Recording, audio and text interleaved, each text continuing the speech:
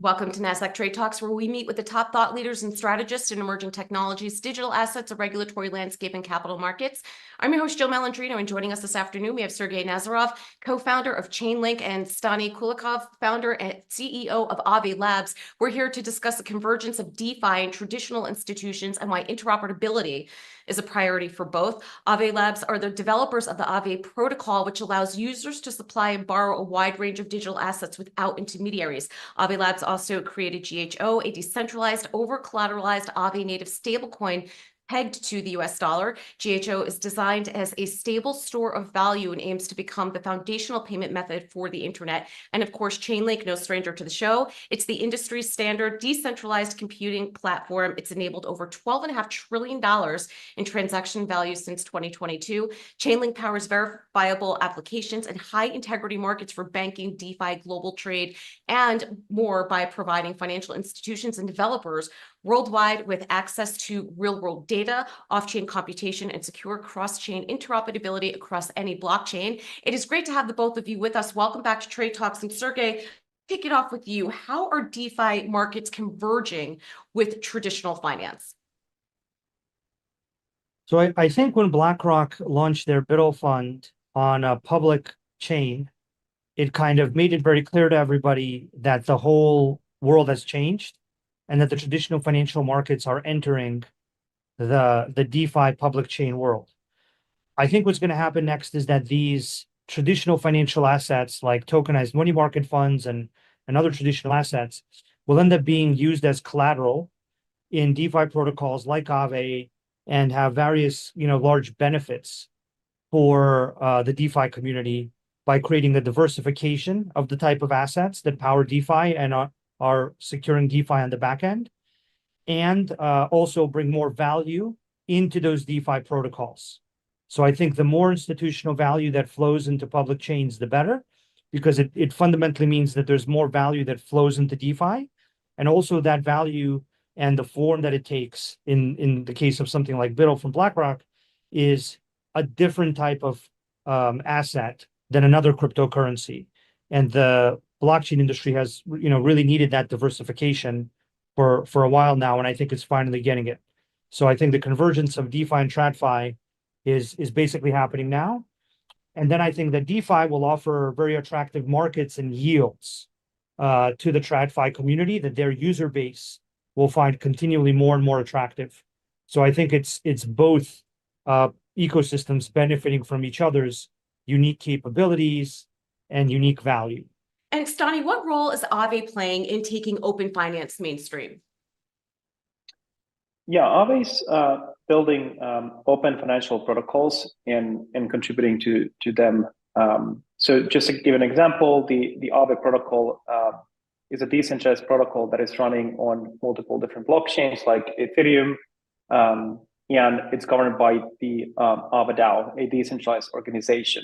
So if you think about the actual protocol, it's a open source technology that can be used in any type of use case, such as, for example, using digital assets, supplying them into the protocol, earning interest, using them as a collateral, and borrowing against in a very transparent manner, because the public blockchains are transparent, in a best execution manner because of using so-called smart contracts that execute programmatically. And what's interesting here is that when we think about the mainstream, we'll see more and more institutions becoming interested in the technology because of the benefits that it provides. And we will see a bit more even so-called tokenization of assets, where institutions are taking traditional assets from the markets, which might be, for example, money markets funds, and putting them and representing them on the blockchain. And then these protocols like Aave, which are part of decentralized financial protocols, could actually be used to leverage in different kinds of bringing different kinds of financial opportunities to institutional users in mainstream. So Aave is essentially a open source technology provider and part of this phenomenon called decentralized finance. And Sergey, why are on-chain lending markets like Aave so impactful? So Aave is a fundamental primitive or basic building block of the entire DeFi ecosystem it serves the role that banks played in the very early stages of the traditional financial system in providing yield on assets, basically. So kind of a rate of return and a yield on putting something in a banking institution before, like in the early days and the hundreds of years ago when banks really started forming to come into their own, is always a really basic primitive or fundamental building block of any financial system.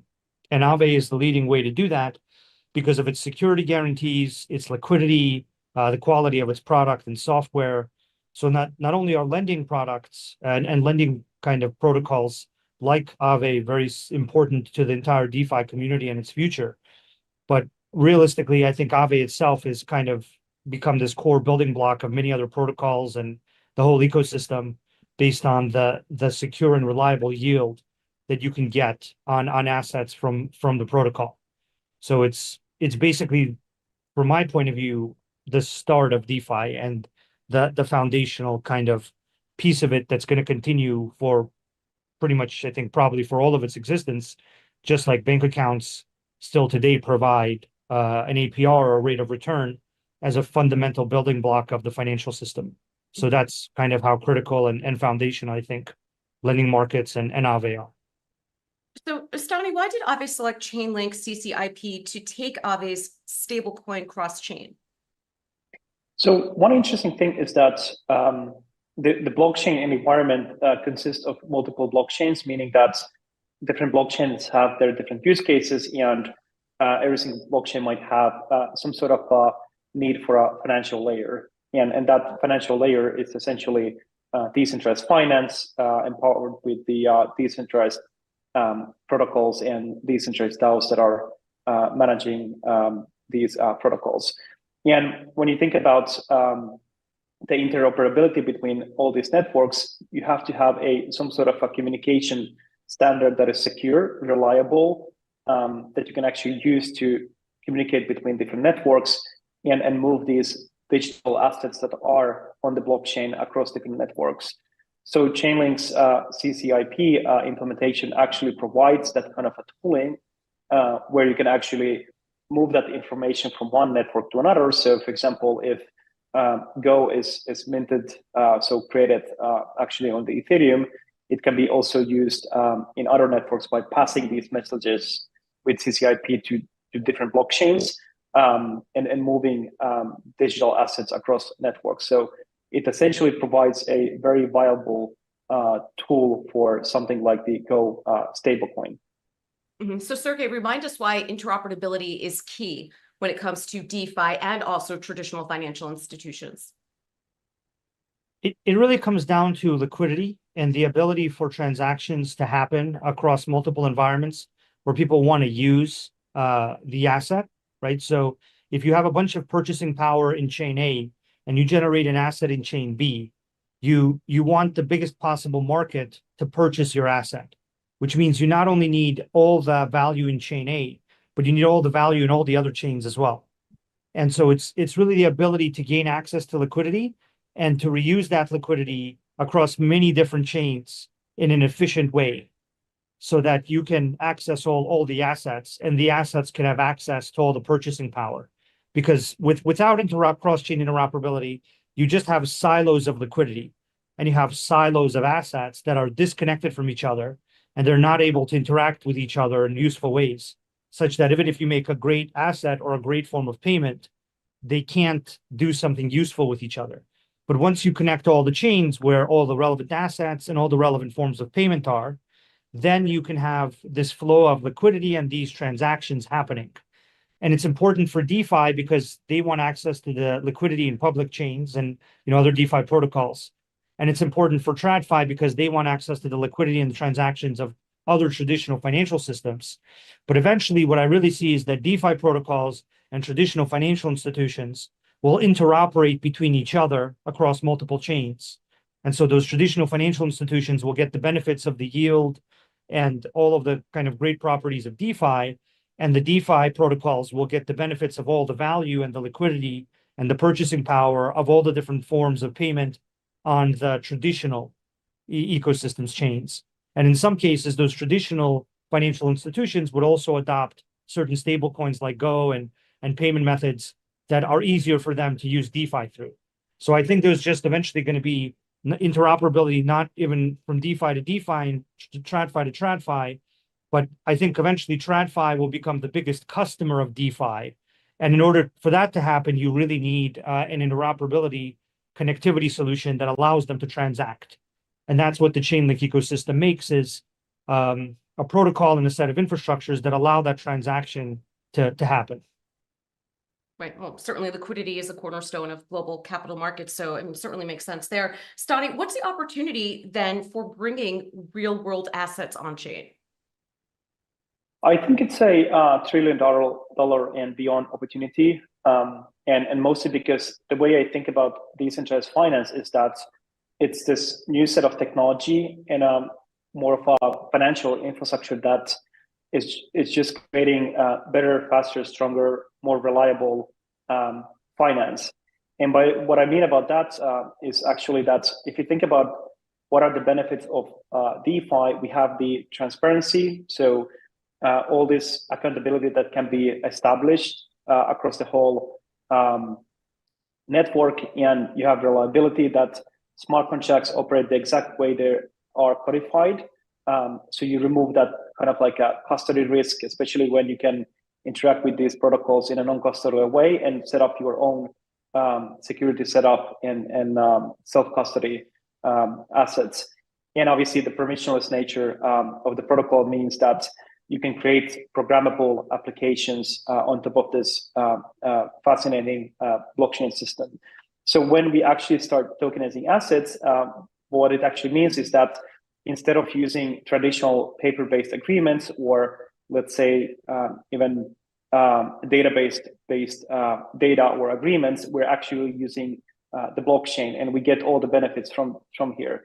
So essentially, the one big benefit we have that I think is significant is that if we have all the significant assets and transactions on a public ledger like the blockchain, what actually happens is that we can quantify much more better the risk and rewards of these different types of financial opportunities, and actually that increases the awareness of the risk and also prices the risk more correctly.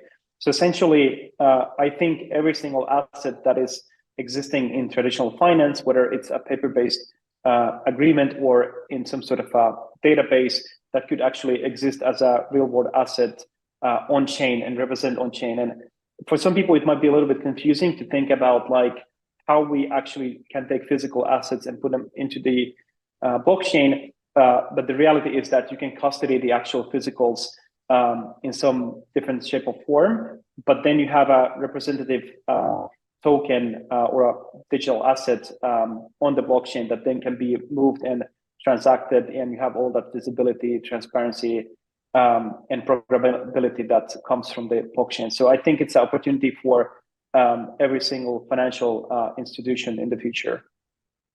Sergey, when you think about how the financial system will look in 5 years, if you want access to this type of liquidity, in my mind, it sounds like it's going to evolve and look a little bit different than it does today. Yeah, so the financial system is definitely going to evolve. I think one of the things that you're going to see is anywhere from 5 to 30% of all the world's assets on chain, which is tens of trillions of dollars in assets on chain, which means that the whole entire blockchain industry would massively grow. And I think it would become defined by real world assets more so than cryptocurrencies. I include stablecoins in the real world asset, camp and calculation there. So I think the first thing that's going to happen is there's going to be a lot more value that goes on chain. Then there's going to be the movement of that value across chains in trillions, maybe even quadrillions of dollars in transaction value, settlement across, multiple chains in various forms of payment against various assets across jurisdictions.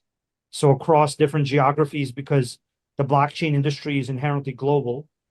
I think in the 5-year time frame, you'll also start to see a convergence between the public chain world and the private chain world, where you'll have a more permissioned world in the public chain market with all kinds of identity and other triggers that control whether or not someone can use a public chain application. and private chains will become more open and easier to join as a user. So the distinction between public and private chains will start to become less and less meaningful, but the value on both of those categories of chains will have massively grown. And the way to do transactions with them, I think, will become more seamless and easy to do and efficient, just like it is in the internet. And that's kind of the project of CCIP and Chainlink, to make all of those systems interact with each other in an efficient, seamless way. So in 5 years' time, I think, yeah, there'll be a lot more liquidity because there'll be a lot more assets, and the ability to join chains will be a lot easier. The ability to make your own chain will be a lot easier. And the amount of liquidity that moves around between all these, at that point, I wouldn't be surprised if it was literally thousands of high value chains. I think will be much, much larger than where we are now. And Stani, to wrap up here, what's the future for stablecoins and other digital currencies?